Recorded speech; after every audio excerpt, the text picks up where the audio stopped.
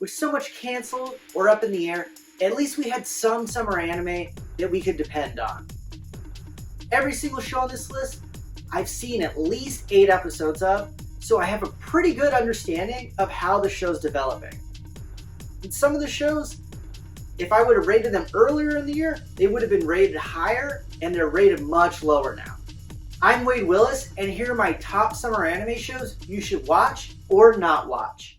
The world has been invaded by aliens, and their goal is to make humans go extinct by draining them of their libido. Thank God for the Super HX Arrows who harness their erotic energy to defeat these horrible creatures. Super HX Arrows really does have this plot. And they have everything you would expect from a show like this. They have the boring generic main character, the big titty tsundere who's in love with the main character but doesn't want to admit it, the quiet girl who somehow gets the most action from the main character. Oh, and the half alien, half human who looks like she is part dog that can turn into anything, merge with bodies, and make people extra horny? Wait, what? This show started off as by far my least favorite anime of the season, because it seemed really watered down and just plain dumb. Honestly, the show is still pretty dumb, and obviously with this premise it's going to remain a dumb show.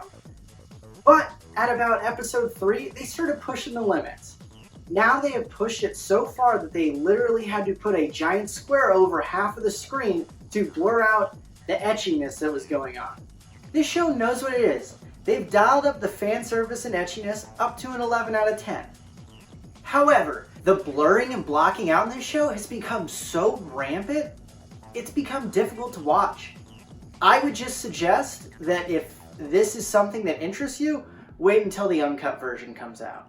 Decadence is a show a lot of people avoided because they thought it was just an Attack on Titan knockoff. And I'm not gonna lie, I was one of those people. I was really sleeping on this show. But after I watched the first episode, I was hooked. And you really see this show is a mix of, yes, Attack on Titan, but also Westworld and Avatar.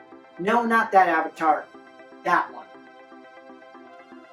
The protagonists in this show fight monsters known as Gadals. In a way, yes, that looks like a combination of the Attack on Titan ODM system and a Mandalorian jetpack. Decadence differs from Attack on Titan with how vibrant and diverse these monsters are, though. And I'm not trying to say this show is better than Attack on Titan. Decadence also pays obvious homage to shows like Gurren Lagann as well. And really, at times this show's animation looks more like a Nickelodeon show than an anime. Somehow this anime mixes all of these things together into one show, and it works. The characters are incredibly interesting and well developed. The world is unique, and the story pulls you in. This is a show for any fan of anime, and is my biggest surprise of the season. Now to the most polarizing show this season, Uzaki-chan Wants to Hang Out. People are debating constantly online about this show. One, some people hate it. Some people hate Uzaki. She's so short and her boobs are so big. I have not seen an outcry of people complaining about her having a bowl haircut though.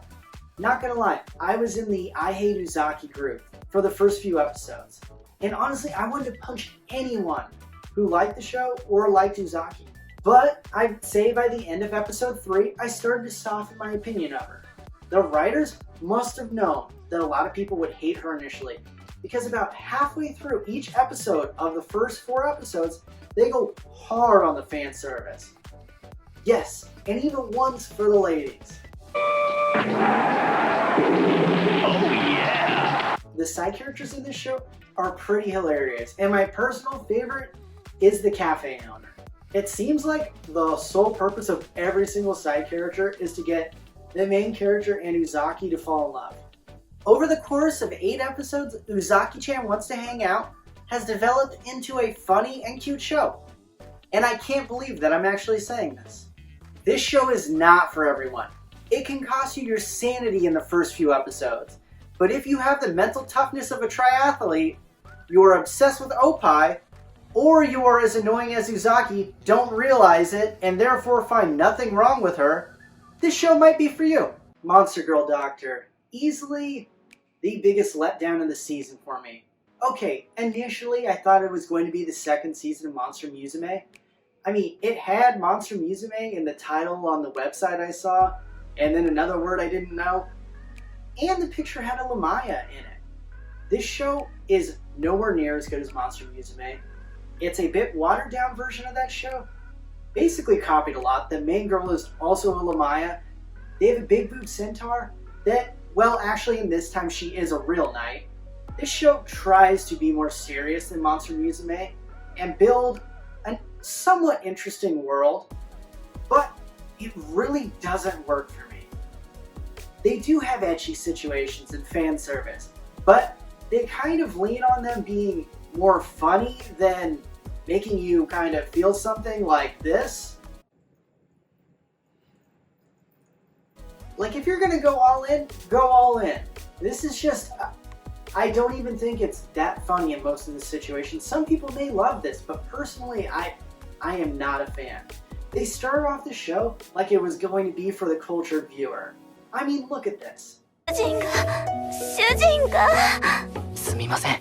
もう少しだけ我慢してくださいね。 Ultimately, they just rely time and time again on the doctor's poor bedside manner to get him into mildly spicy situations. Parts that are usually supposed to be funny, I'm more like, oh, I see what you're doing there. Yeah, it's kind of funny. Don't get me wrong. Sapphire Meeks, his right-hand girl, the Lamaya, I'm a huge fan of her. She is a super likable character and really, actually pretty interesting. But the rest of the characters are really pretty bland and barely built on. At this point in the season, I would only suggest this show to someone that absolutely loves Monster Girls.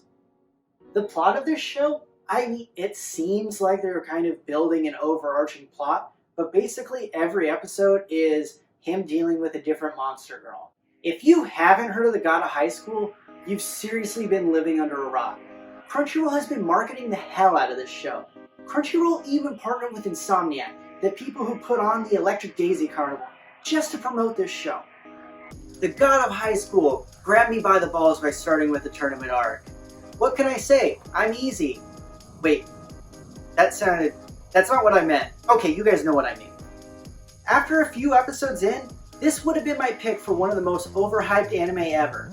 But the past few episodes have taken the plot and character development to a level I did not expect them to do.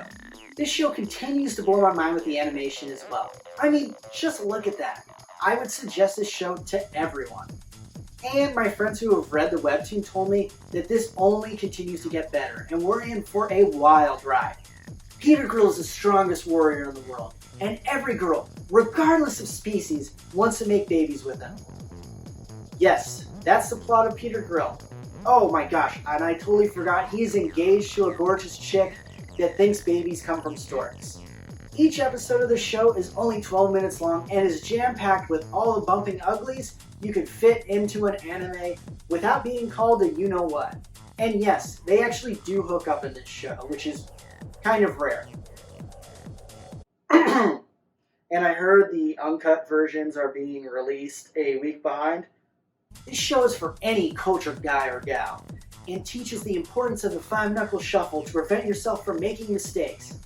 Not gonna lie, this show is actually really funny, and it's an easy watch. And the Oscar for most overpowered main character in history goes to... Wow. Amos Voldigod, the misfit of Demon Academy! This is almost his first nomination and first victory in this category. In the first episode, he murders and brings a guy back to life like at least a dozen times. And then, in the second episode, he spun a castle on his finger like a basketball. And every NBA scout is all over him.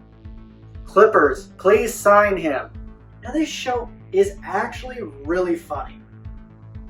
Most of the time, I think on purpose. ああ、よし、お前の名前はアノス・ボルディゴードだ。However, this is a show that I would have rated way higher in the beginning of the season. But I've grown a little bit bored of it. Other than the show being really funny, it does have a girl who's up in the running for best girl of the summer anime, and that's Misha Daycron. I feel no drama or suspense watching this show, and the misfit of Demon Academy is not funny enough to make up for this. If you want to watch a show about an overpowered main character that also has magical elements to it, I would suggest watching Cautious Hero. The show came out almost a year ago, has obviously an overpowered main character, but Cautious Hero is a lot funnier and more entertaining to me. Who knows though, maybe by the end of the season I will think this show's really good, but so far it's not really doing it for me. A lot of people have been saying Rent-A-Girlfriend is the best new show of the season. I got to agree with them.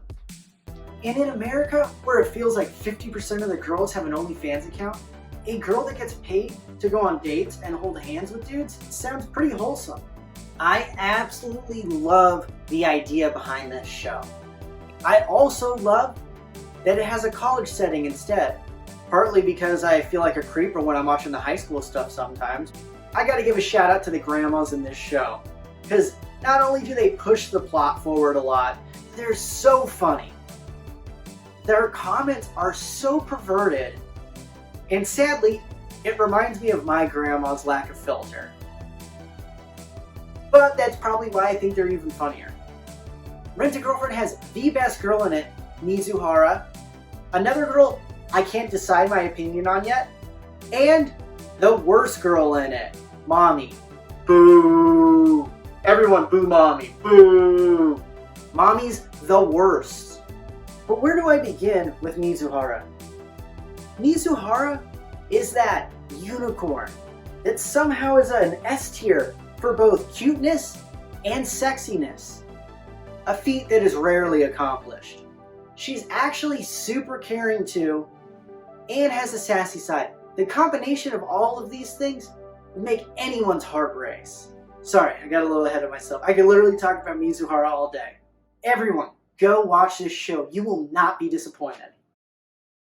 Hey guys, this is Wade Willis. Thanks for watching my video. Here's 2 other videos I think you might like, and don't forget to subscribe to my page.